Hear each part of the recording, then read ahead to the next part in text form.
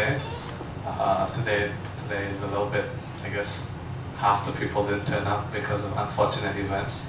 But we'll still go on because it was a little bit last minute to make any cancellation. And thanks to Kathy today, she's going to be talking about elevator pitch. She's actually a visiting professor at Sasin, and she's been coming back here. This is her fourth year at Sasin. She teaches the negotiation class here, and today she'll be sharing about more to do with topics very relevant to entrepreneurs and startup, which is elevator pitch. It is something where a lot of people know how to do, but there's many ways of doing it, and she'll probably show you how one of the best practices and examples of how to perfect your elevator pitch.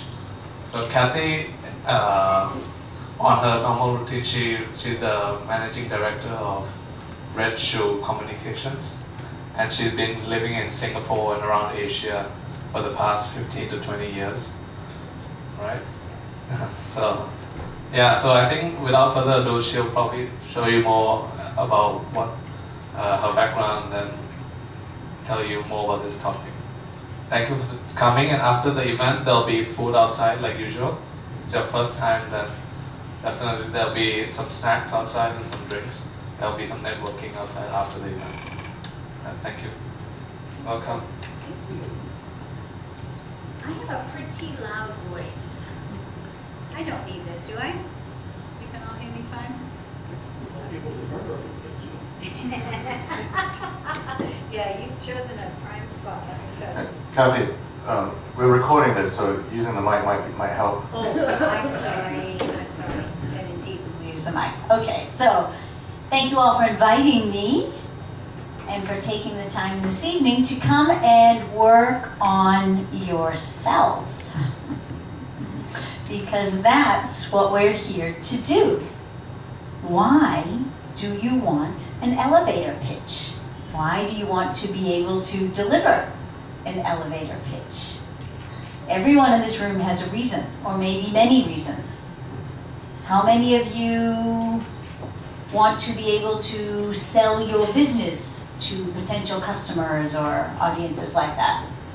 Okay, so that's a good half of you, I would say. How many of you want to keep the attention of the people that you already know so that you can get a message to them quickly? A few of you might have that one. How many of you have noticed that sometimes you get halfway through describing something and people seem to drift off or interrupt you, and you just wish you could have gotten to that punchline? How many of you have children who don't listen? I'm working on my elevator pitch with my kids all the time. Well, I really am serious when I say that we're here for you to do some work. This evening session will be interactive, and I promise you, you'll have some fun learning not only about the way that you speak and getting feedback from each other, but also learning from each other. So let's take a pause for a moment and think about this label elevator pitch. Some of you may know where it came from, but we'll take a little dip just for a second. So I love this quote on the right here that's from a venture capitalist in California who says, in the real world, you basically have 20 seconds to get someone engaged, or you might as well go home.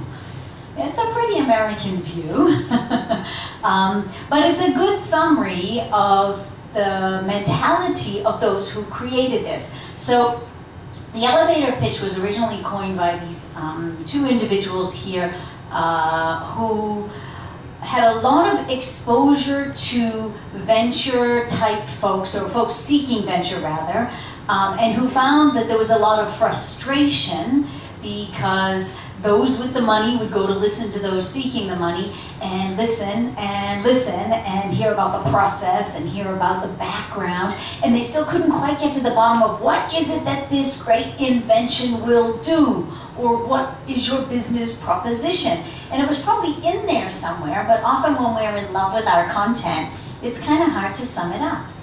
And this Bill Reichert that the quote comes from has a line that he likes to use a lot where he says, if you're trying to sell us a venture, he said, then just try to tell, don't try to teach. You don't need to teach us everything. We don't need to know every single thing that you've learned in order to develop your venture. We just need to know certain core elements.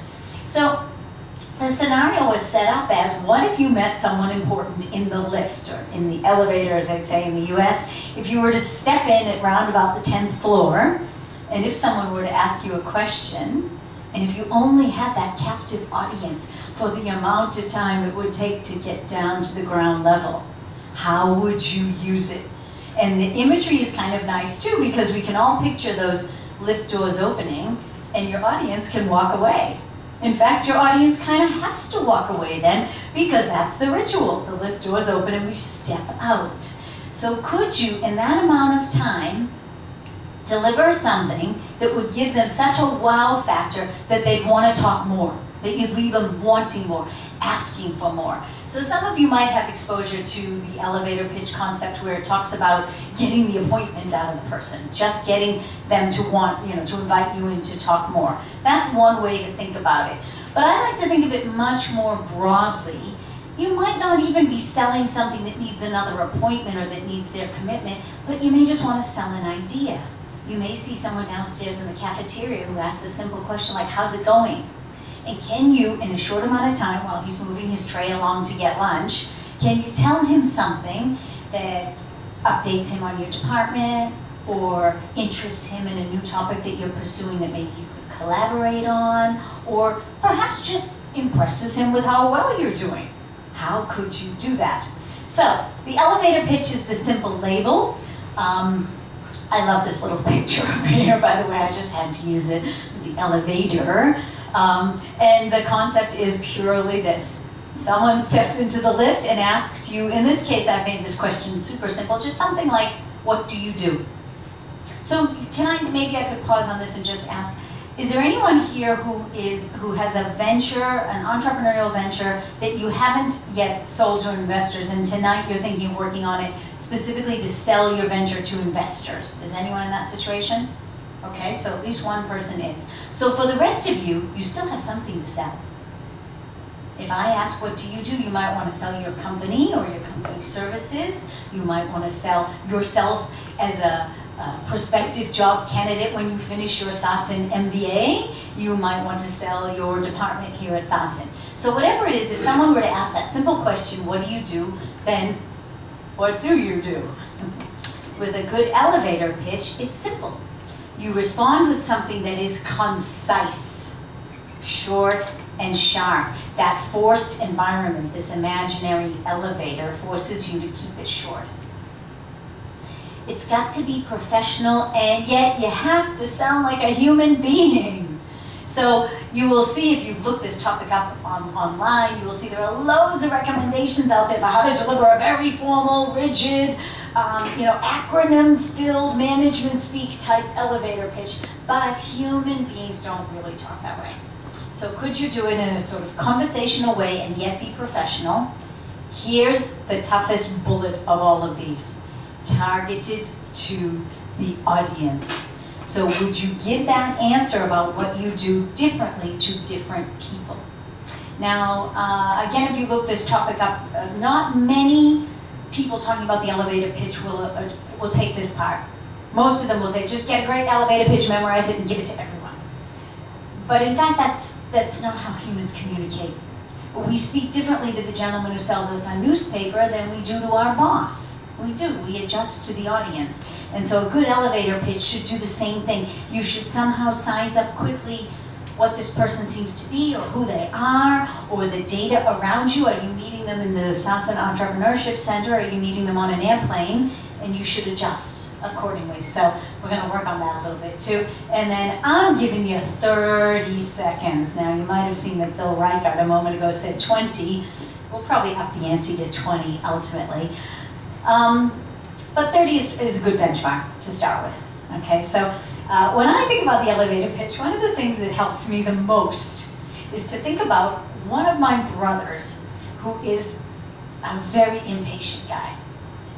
Doesn't really like to listen a lot, just wants to know the basics. And the minute I catch myself telling him any kind of a story, describing something, he will just lean over and say, Kathy, land the plane. Actually, that land the plane concept is very useful when you think about the elevator pitch. He's saying, don't circle around, just give me the bottom line. And in fact, we all tend to circle around a bit too much. Or we give data points that weren't really necessary for someone to understand that basic summary. So this concept will help all of us to land the plane a little bit more. And then you will just target it to the different people that you're talking to. So, I mean, yes, sir. I'm bothered by that, targeted to the audience. It seems like making a snap judgment about who the person is, you've got maybe 1 or 2 seconds to do that, might do you more harm than good. Because it may be that something you've carefully thought out to be as generically appropriate as possible. It's actually going to be better to get their attention to something that's directed at them, who you think they are, but that's not who they are. Fair point. Very, very fair point. And so if I sounded like I was suggesting that you reach conclusions from the little bit of data when you meet someone at first, then I was overstating. You can't possibly reach a conclusion. Sometimes the visual detail or even the setting you're in misleads you. But human beings do take it a lot very quickly. A lot of recent studies are showing that the brain makes decisions in the first 3 seconds. We used to say you make an impression in the first 90 seconds. Now they say nobody's got 90 seconds anymore. That we do make some decisions in a matter of only a few seconds. Now, in reality, you're only going to adjust a bit, frankly. You can't suddenly write a whole new script because you see this guy's carrying a backpack and therefore for backpackers I would say something different. It won't work like that. But you will make certain adjustments. For example, if you're in a purely academic environment, then you may go a little bit more in an academic way. If you're on public transportation and it seems to be a friend of a friend, you probably won't be too academic at that point. The pushing and shoving of the environment, what you know about your friend who knows this person, those things will naturally make you edit. But I encourage you to try this out when we do an exercise in a moment, because I have brought with me just a bunch of fun little cards. And when we do an exercise, what will happen is you'll be paired up with someone, and the person that you're paired with becomes whatever this identity is on this card. So it could be a police officer who is a friend of a friend. So maybe you know that this person is a police officer, a friend of your friend, and then he asks, oh, sorry, what is it that you do? And then see what you do with it. And then a moment later, you might be talking to a Japanese automotive executive. So, I mean, even in that example, you would know immediately, even if no one told you, that he's Japanese, and would you adjust a little bit for that, say. So we do make these adjustments, and you're building off the same core though. So you have certain ways that you like to describe your business no matter what, for example. You will still use that. More questions, comments? Okay, so I have a little example that I'm going to play, a little video to start. There are competitions in America to develop a good elevator pitch, and they're pretty amusing, actually. Some of them are very, very, very salesy. So in fact, we had to look through hundreds before we could find any that I thought were a reasonable example that would be helpful to us. Now, this first guy, frankly, is still very American. He's a former football player. He's talking about the NFL. So it may take you a couple of seconds to adjust to what he's saying. But I like to show this one because he's nonetheless very concise, gets right to the point, keeps you with his style, I think. I'll see what you folks think. So just to help you to adjust to what he's saying, in the beginning he is talking about being at an American football game. American football is mostly played during the winter months, which are cold. It's usually very cold wherever you go. You sit outdoors in the freezing cold, and he is selling a type of seat that will help you in these difficult circumstances. So let's just have a listen for a moment and see what you think of this gentleman's elevator pitch.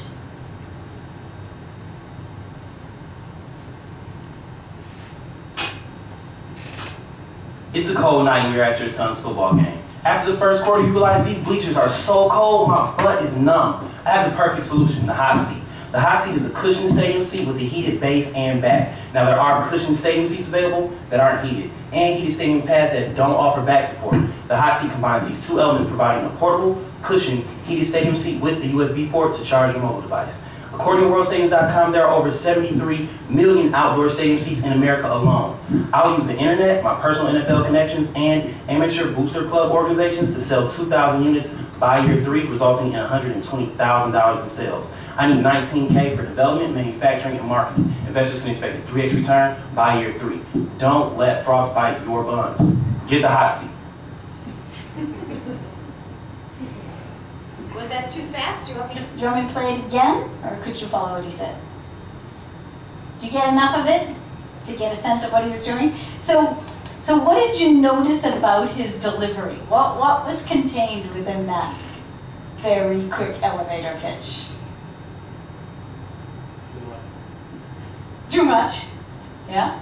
Too much, you mean too much detail or too much detail for you? Okay. He didn't land the plane fast enough. Okay, okay. Wow. It's very down to earth. Like, not too academic. Yeah, very down to earth. Yeah, conversational, sort of even colloquial expressions. Yeah, yeah. What else? It was a little too fast, though. Or maybe if it's targeted to people who are used to accent. Yeah, yeah. So I apologize for that part. It really is very fast. We kept testing out in the office, could we somehow slow down the video to play it differently? Yeah, that was almost like, yeah, even in the US that would be considered fast, to be honest. So I think that was part of the character that he was trying to portray. That's why I know you didn't catch all the details. But what else did you observe? Anything, anybody? Bit of humor.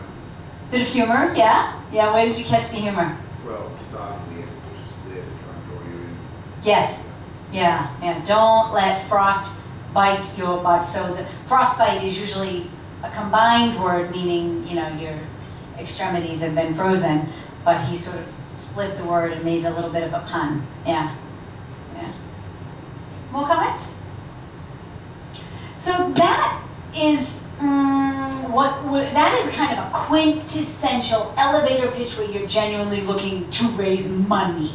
So he had to cram everything in there, right down to what, you know, the 3 times investment returns that the investors will get, how many he will sell, the numbers, etc. You won't have to do all of that. That's the good news. The elevator pitch you've come to work on here today can have a much more natural feel to it. That was a competition too, by the way, so there's a certain pressure around that. But I like some of the elements that he did bring out in it. He summarized right away what it was he was selling. He gave you some idea of what the demand is for that by giving you a couple numbers of what's happening in the market.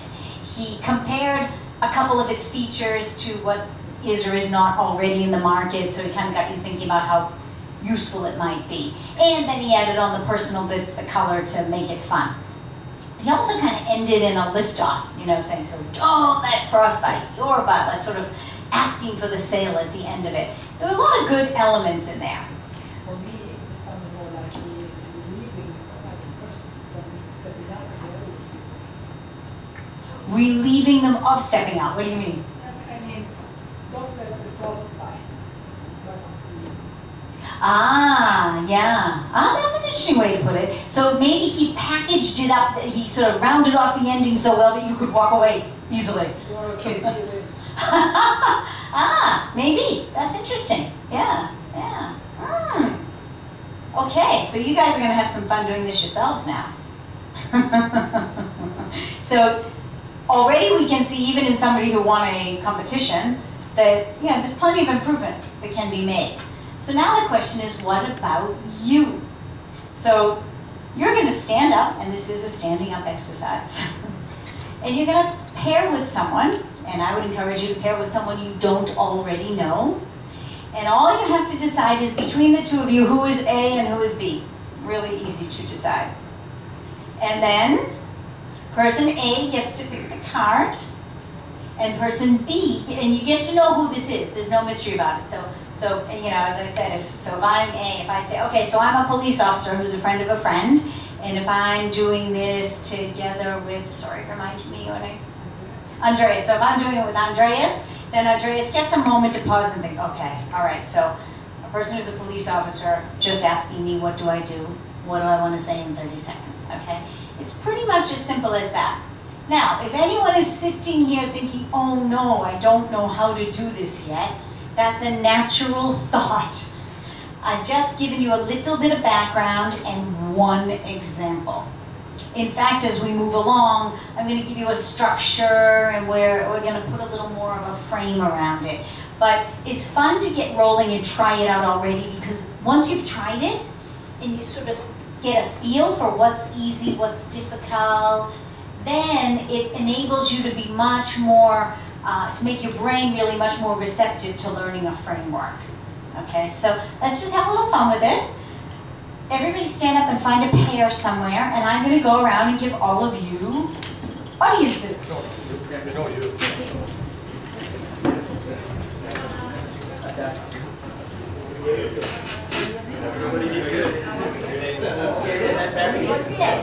So you can pick one and that's who you are. I think you can let your partner know. That's who you are. Yes, and you need to address that audience.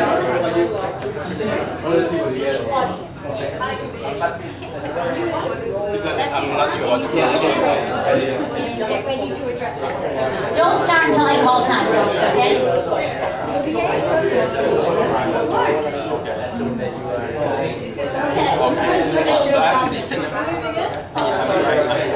Fully audience, though, listen. Okay? So you have to talk to that. I love that one. You talk to that. Who's a real person? Okay, so just who are you? Oh, then we'll do a 3. Yeah, that's okay, fine. Stand up and do 3. So one of you speaks and the other 2 are listening.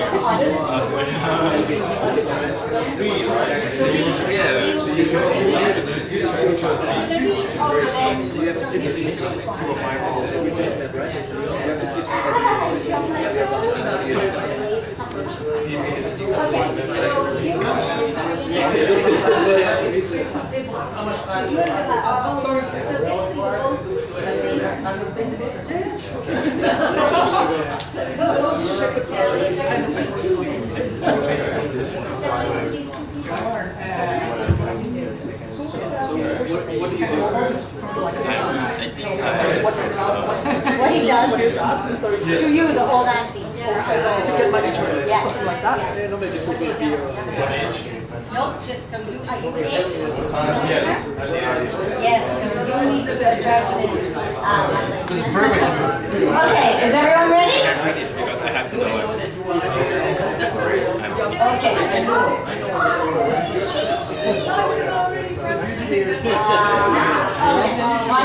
Okay, are we all ready to go? So B speaks, A asks, I'm not gonna try to sell. what do you do? Now, by the way, folks, it's okay to make it engaging. It doesn't have to just be a speech, okay? So if you say a bit and time hasn't been called yet, then of course the listener, A, can then ask a little more. Oh, really? What does that mean? Or how do you do that? Or whatever would come to you naturally, okay? It's a conversation. But B, do try to give a great little elevator pitch. And allow me to set the time here. To give you 30 seconds.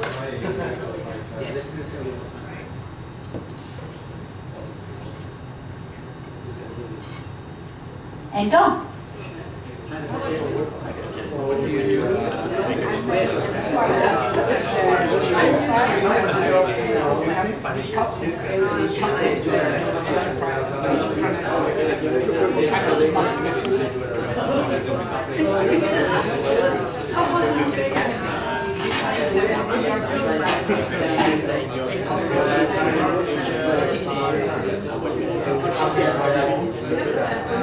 And time is up.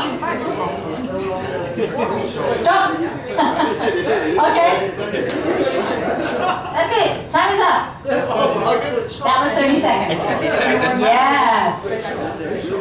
So now, before you tell me anything, I want those who were the audience, the A's, to give some direct feedback to your B's. Tell the person what he or she did well, or what you didn't understand, or what you didn't want to hear, or what you loved. Anything. Just 30 seconds of feedback. You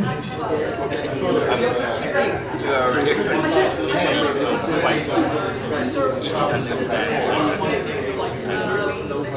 Hard to say.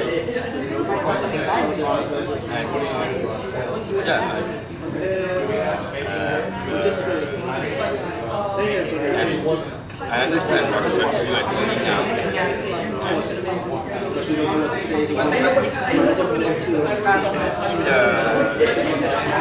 I'm not know about the funding or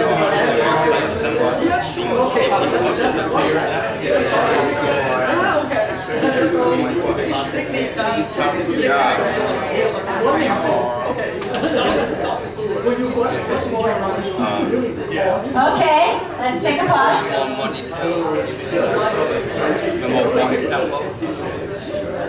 Okay, now we're going to swap roles.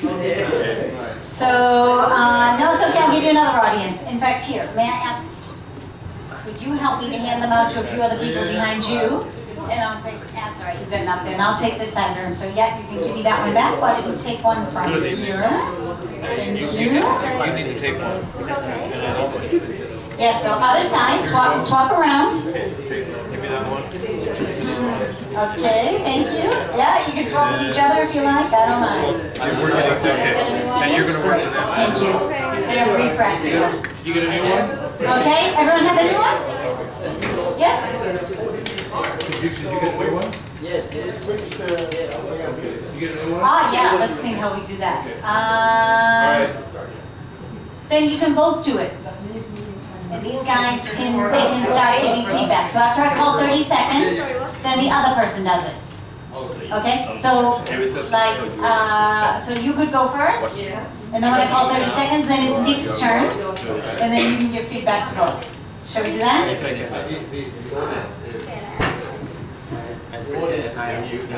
Yes, that's right. The audience is the new role. Okay? So, when you're ready, go.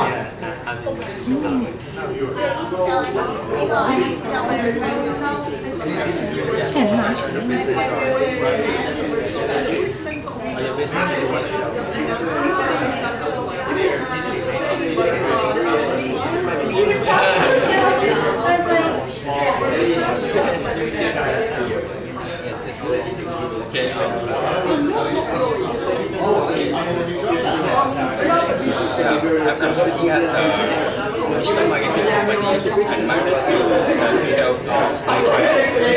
Okay, time's up. Time's up.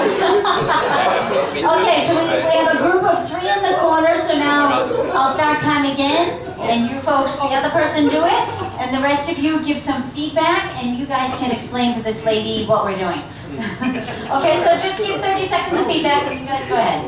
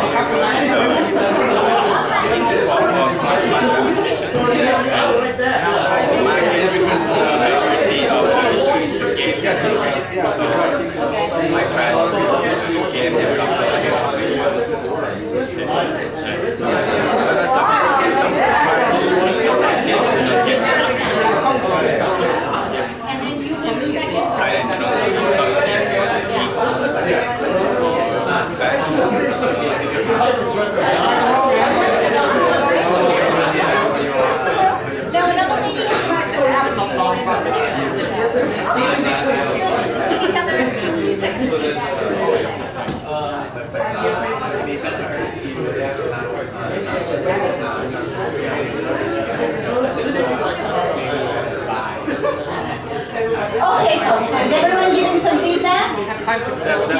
I want to learn from. So now I want to hear about it. Can you just, can you all just pass down these little cards and I'm going to mix them up together again? Thank you. So, thank you. So now I want to hear from you. Thank you very much. Okay. So sit or stand comfortably as you like. We're not going to do another role play immediately. But I'd like to hear from all of you. How did it go? Or specifically, what was challenging, what worked, and why? So, anyone, as either an audience or as a person delivering the elevator pitch, what did you find challenging or what worked really well? Let's talk about it. Yes? I was at a social event talking with an elder relative. I was in the pharmaceutical industry, so I used some pharma words which I probably shouldn't have used at a social event with an elder. So maybe try to step down a level and explain it in more layman words. Yeah. That was the feedback I got. Yeah, that's great feedback. Yeah. Yeah, because an elderly relative probably isn't in that realm. Yeah, and also, does the relative really care about the medications themselves or whether you get a good salary? Yes, seriously. I was a university student majoring in engineering. Uh-huh. When she was telling me about what she's doing, she immediately linked up to something to do with university that she just graduated from master's and working in one position and talking more about the position and the role because that's not something that would interest me after I graduated. Wow. Great adjustment. Yeah. So you liked that? Yeah, that's interesting. So that would be a good example, I think. I'm sorry, I forgot your name. Kurt. So Kurt, that would be a good example of where adjustment can be useful. So she knew the audience was in a university, so she thought of some kind of a link or common ground that would make it more accessible for him. That's the sort of adjustment that can be very useful. And great, excellent, well done. Somebody else. Yes? He was my relative. He was also, wow, you guys all picked the elderly relative tonight, huh? I work in the IT business, so I try to tell him in a very simple way that I do mobile apps and websites. Oh, yeah.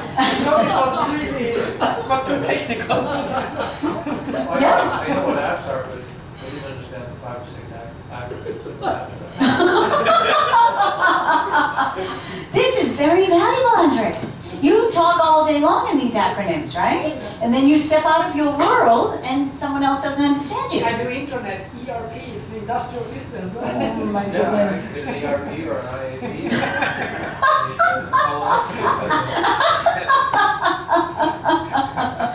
Wonderful, yeah. So this is usually the first round learning that we all have, is that we're a bit too wedded to the language that we use in our little circle. And then when we step out of it, it's really hard for people to access what we're talking about.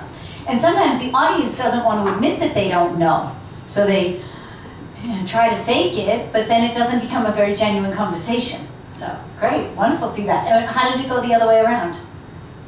He had an interesting point. He understood what I do, but he didn't understand how we might be able to work together. Tell his background, where he came from, what he it was really informative, very simple. I did English, everything, reading and writing and translating and teaching, everything. Crystal clear. Ooh, nice, yeah. But I have no idea where he came from, or if he's self-employed in a company, or who it is. So what he said after that in the crystal clear comments, everything went out the other ears, because I was thinking myself, where is it from? Now this is a really useful insight too, that you were aware of what was happening in your head while you were listening, and that your attention shifted to wondering instead of really listening. Yeah, so we want to minimize that. Our biggest competition in any moment like this is the wanderings of the mind. If the person's mind is going away, that's our competition. We want to keep pulling them back. Yes? I think he has a very, very good comment, because I got it as well. Like, I think he kept thinking about where I was from the whole time I was talking, instead of listening. So it becomes more like like you want to guess, right? Where she from. It's true. The attention drifts away. Everything, I'm sure. Yeah, a lot of RAM was being devoted to the where's she from question. Yeah. I think it's very key to understand what points to touch and at what point of the conversation. Because I said I was Mexican at the end. Oh, yeah. Instead of at the beginning, it even helped me to draw more.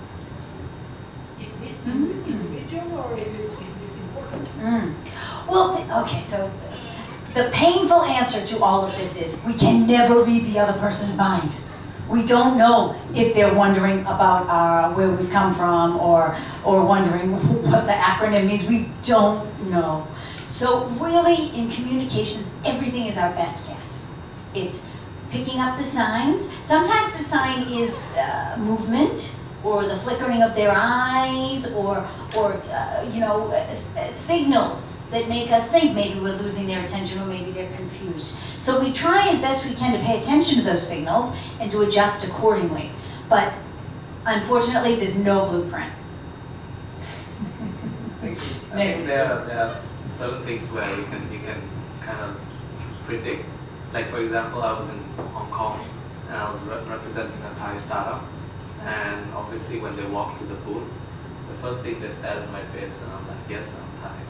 Because that's probably what's going on in their head. It's like, are you really a Thai? Like, why are you standing in a Thai booth? You know? Yeah. That's like a conversation starter, and then that becomes like, oh, really? So something that goes on in someone's head that you know that you're unique, that stands out, maybe it's your accent, or maybe something that really makes people wonder.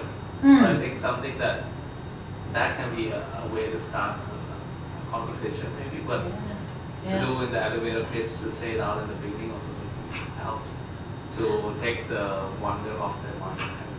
So if you find, with being Mexican, if you find that people do seem to always be curious about where you're from and your accent, then yeah, maybe you could do the same, weave it in somehow. It's probably not your key message, really, right? Your key message is about what you're doing, but perhaps you could say, you know, I don't know, you know, I'm Mexican and I work for a pharmaceutical company. I work for a pharmaceutical company. I've come from Mexico, but I've been here for so long. You might weave it in somehow and then try it out, see what the feedback's like. So since I came here from Mexico. Since I came here from Mexico, nice, yeah. Now, Nick, you had another. In my case, I mean, Hiro started with introducing his name and then said, I'm Japanese, right? But the setting, the little card we got was we were on the plane. Just sitting next to each other, so the international setting, in my case, I felt that it was very appropriate. You didn't need that data point. Well, no, I thought it was appropriate. For very appropriate. Whereas in another setting, I might sort of, that's a bit weird thing to offer up front. Right? To offer up front. But it was on the plane, right? Where lots of international travelers, so many different nationalities. So for that setting, perhaps it's quite appropriate.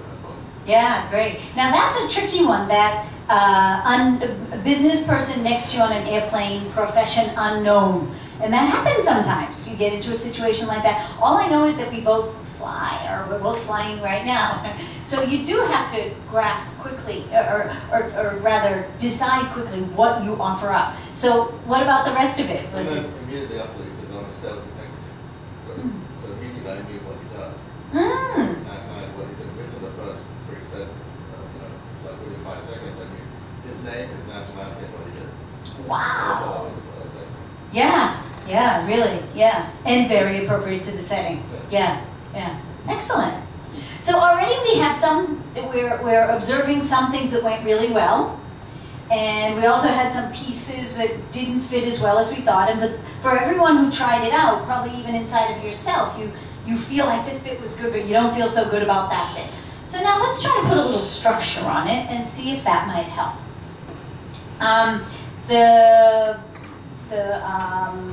The structure I'm about to suggest to you is something we developed in my business over many, many years of iterations. And the great thing about working really hard on something is that you can make it incredibly simple ultimately. So we have come up with 3 pieces, 3 words, all have 3 letters, and they rhyme. And that is all very deliberate because my hope is that when you walk out of this room, you will never need a worksheet. You will never need to be reminded. You will have 3 simple words, and those words will guide you on how you create your elevator pitch. So, what do these 3 pieces mean? The now is your starting point, and in some ways it's just a statement of what things are now. So, we tend to think of it as a summary or a bottom line message, like I'm a sales executive. That could be the bottom line message, that's who I am. If you were cut off, I've pretty much got the main message. But if you weren't cut off, and if the person were listening for just a few more seconds, then your how kind of takes a step back and says how you got to that now. Gives a little bit of the background or the key factors. So it might be a little bit about you, or it might be a little bit about what you sell, or about your company. A little bit of elaboration. And then the wow lifts it up and kind of ends it on a high note. So we do use the wow word quite deliberately because there's a natural human desire to feel lifted, to have a message kind of be pulled forward. By the way, I'm happy to share copies of the slides with anyone if you like. I can send you all a PDF. Kathy, can I ask a question? Yes. Now, you end with the wow. I thought the idea behind the pitch is that you want the person to wanting to follow up more. In other words, leave it hanging so that he will want more from you, down the road, rather than just creating the wow. Am I right or wrong? You are right, and yet I would add a couple of elements to this. So yes, the traditional elevator pitch is the one that gets you the appointment. Right, that's what I was thinking. Yes. I could suggest that still a wow could get you that. So I would still put that forward as a possibility. But I think it's worth saying to all of you that I'm going to continue to refer to this communication structure as going beyond a literal elevator pitch to sell your company. Because as we've all acknowledged, most of you here are selling something else. You might be selling a student on enrolling at SASIN. Or you might be selling the dean on an idea. You just meet him for a couple of minutes, you want him to listen to a new idea you have. It may not even warrant an appointment. You may just get a decision out of him that moment. So I would love for you to still use this structure even for situations where your goal is not another appointment. But even for the one where your goal is an appointment, the wow could help out. I'll say a little more about that in a second. I think, Andreas, you were trying to jump in there too, were you? But the wow is more to have a piece of it too. Say a little more about that. Take the microphone because we're being recorded. So what do you mean by that? I mean, if it's wow, you also want to be included, right? So if it's a wow, I might still say, and come to my office tomorrow. Yeah. Perhaps. If it's a new amusement park opening and it's wow, you want to go there. Right? If it's boring, nobody want to go there. Or if it's maybe some roller coaster going to fall off. Will you come? I leave you hanging. Wasn't the kind of wow I was thinking of that would leave you hanging though. Great play on words. Now, by the way, I think what you'll find as we work through this, the wow doesn't have to be a roller coaster. It doesn't have to be that big. The wow could be, let's try a simple sample. Let's say, is anyone here a SASIN student? No one's a SASIN student now. Okay, let's say you were a SASIN student creating your little elevator pitch. And someone were to simply ask that question, what do you do, or something like that. Your now statement could be as simple as, I'm an MBA student at SASIN. That's your now statement, just the basic summary line. Your wow would then be something like, I'm in my first year, or let's say I'm in my second year, I am really enjoying finance, it's an area of focus, and I'm hoping to do a lot more with it in the future. Maybe some mention of how I'm doing great networking, meeting lots of interesting people. So that's the background that sort of supports it, that makes that summary line, that brings that summary line to life. Now your wow might only be something like, when I graduate next May, I'm going to found a company that's going to resolve traffic chaos in Bangkok. Or it could be a small one. It could be just something like, I'm really looking forward to finishing my studies and entering the workforce. Depending on what the truth is, of course. But that final piece, it's quite important if you're really packaging this up nicely, that the final piece have a slight lift to it. Taking it forward, making a suggestion, or just telling where you're going with it. And if you can imagine applying this, say, to something more like a venture, then that's a really important piece to talk about what the future benefit is of your venture. Now, we will look at other applications, not just stepping into the elevator, but first let's take another look at an elevator example. So we pulled this one also from the internet, and what we did was, we thought this one was pretty closely mapped to our structure. So as I play you this video, in the bottom left corner, you'll see the words will come up. Now, how, and why. We've just laid those on where the speaker was moving from one category to another, and just see if it maps for you.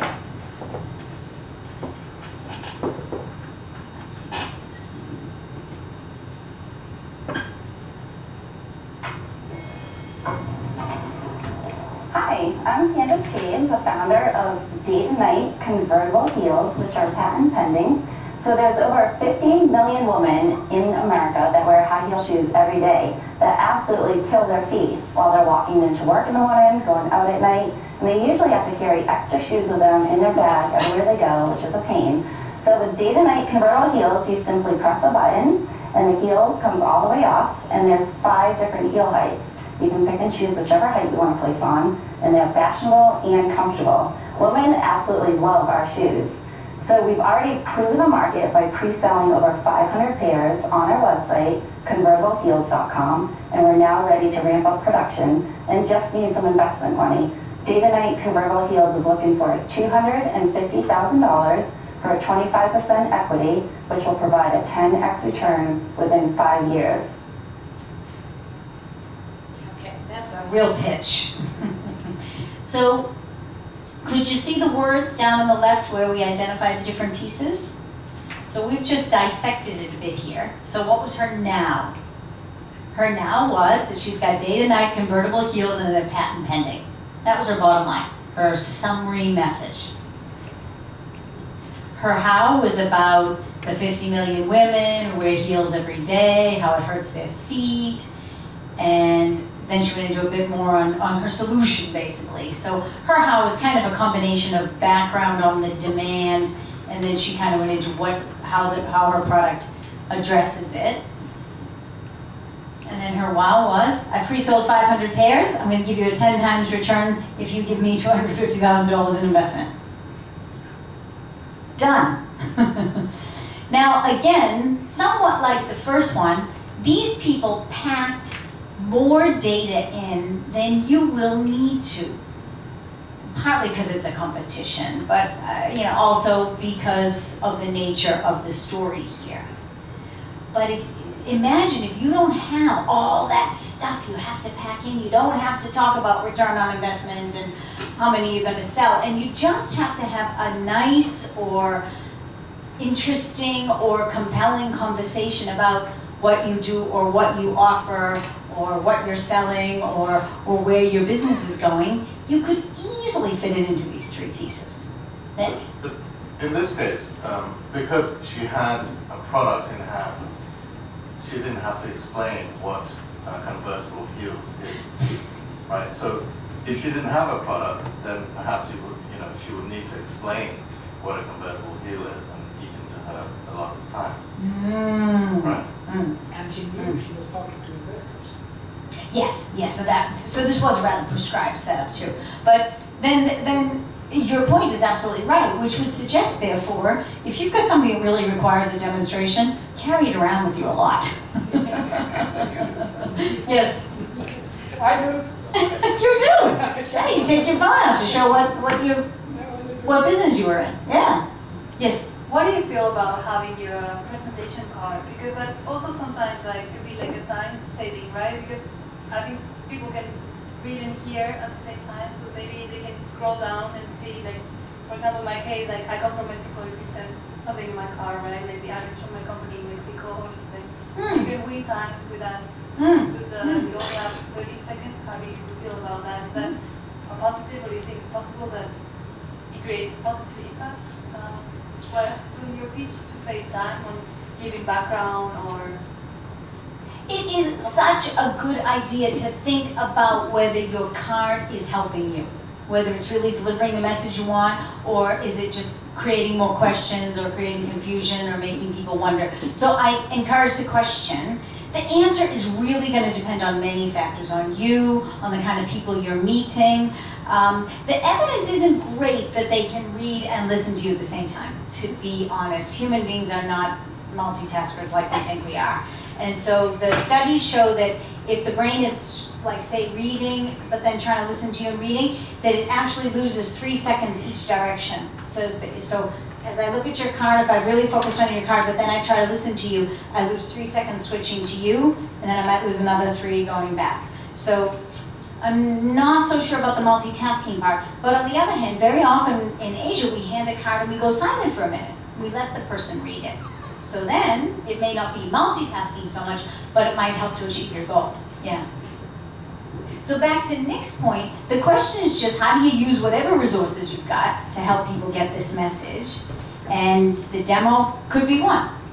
But that's a very prescribed setup. So for most of you, you've got to think about how to do it without, unless the demo is as easy as your phone like yours. Other comments?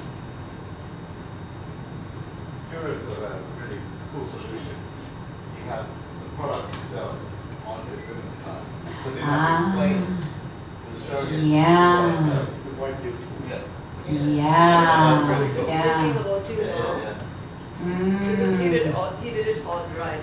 He did the now, he did the how, and he did the wow. All 3. Wow.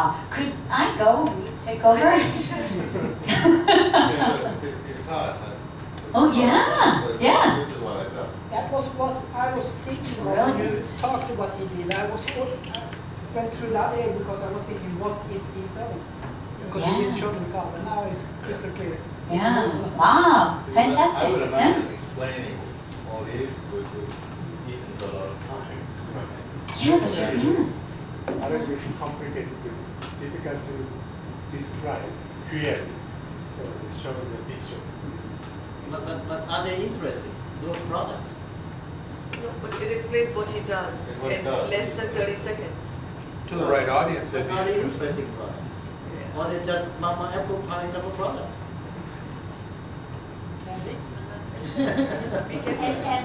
So,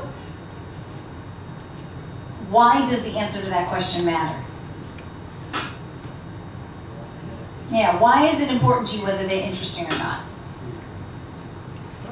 We will create a wow.